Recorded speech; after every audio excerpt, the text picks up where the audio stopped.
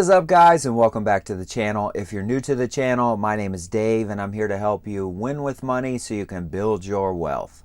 We are currently living in an environment where the cost of living is going up every day in communities all over the country. If you're like me, you're looking for any and every reason to save money with inflation and the cost of real estate and interest rates and the cost of just day-to-day living going up on a seemingly endless basis. When it comes to saving money, there's a lot of different ways to accomplish it. You can spend less at the grocery store, you can eat out less, you can cut subscriptions. There's a lot of different ways to save money, but there's really only one quickest way to save the most amount of money.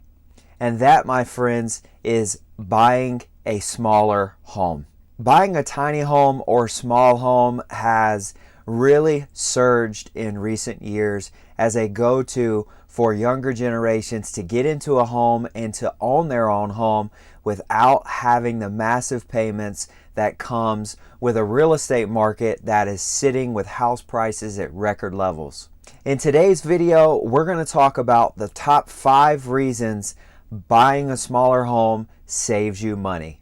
And stick to the end where I'm going to give the number 1 reason why living smaller saves you money. Before we get started, consider adding me on Instagram. My posts are pretty much daily. Let's get into the video.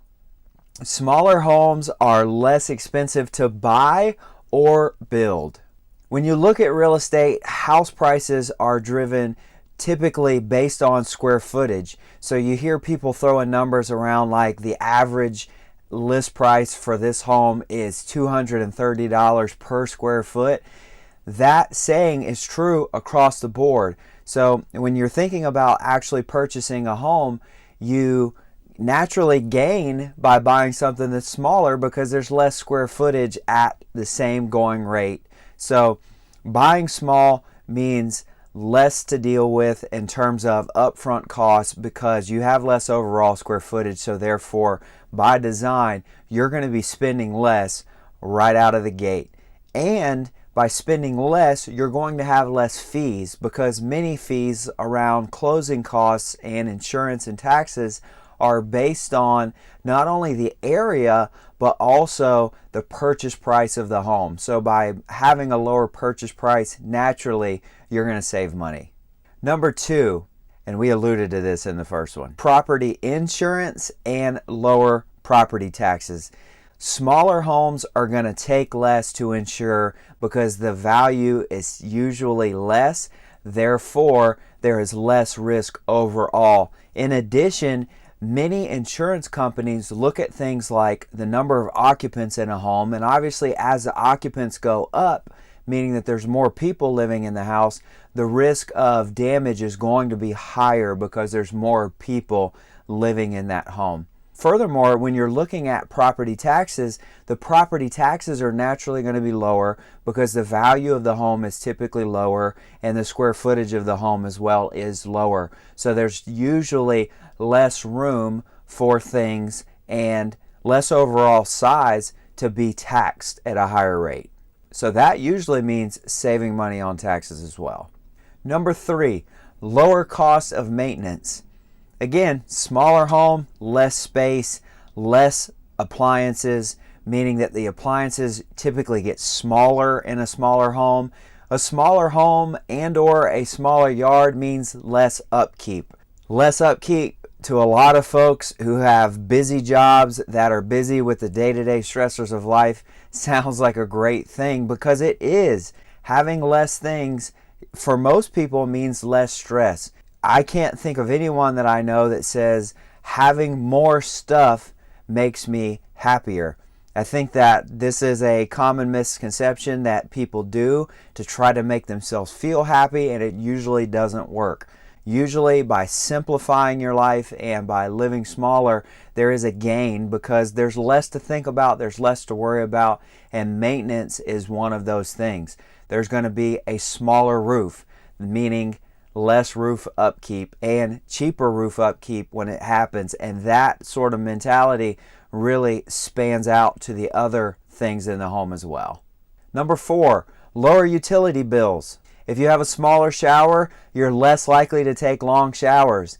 If you have a smaller home, there's less people in it. That means that there's less wear and tear going on the washer and dryer, the dishwasher, the garbage disposal. So by living smaller, naturally, you're going to cut down on utilities. So your electric bill, your water bill, a lot of these things that are variable are going to come down because there's less overall square footage.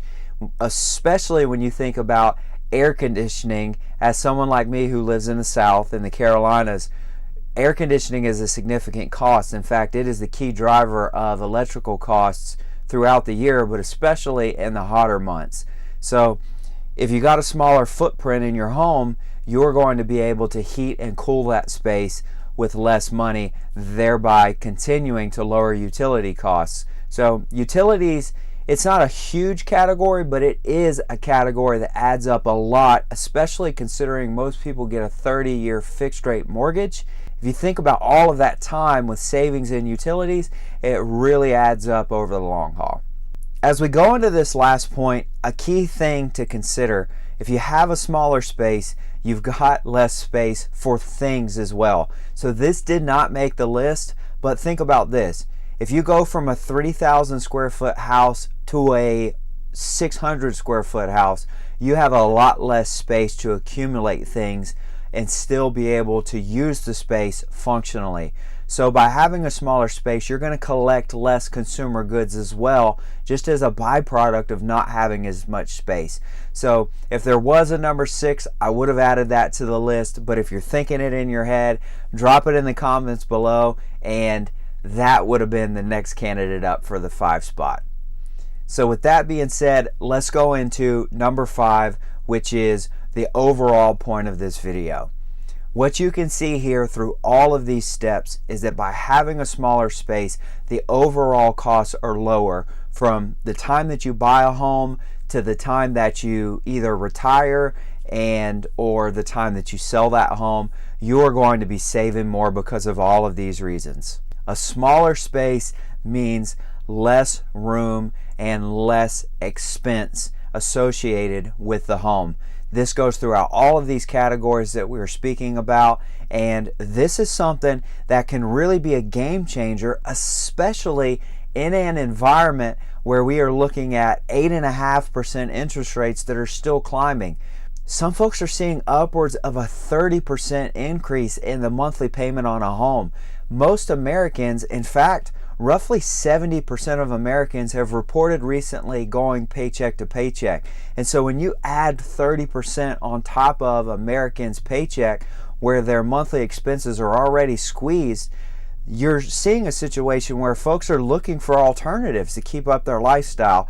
And this living smaller is a real opportunity for more and more people to save money in a big way and do it sustainably over a long haul and create a better quality of life by living in a smaller space. Would you consider living in a tiny home? Drop it in the comments below.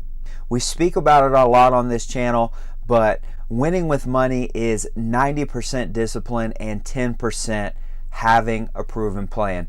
If you don't already have a plan, go ahead, grab my free copy of my plan that allowed me to tackle $100,000 in debt to become debt-free, linked in the description. Drop your comments and thoughts down below. And if you found value in this video, go ahead, smash that like button, hit the subscribe for all the tips, tricks, and motivation to win in financial life. Until next time.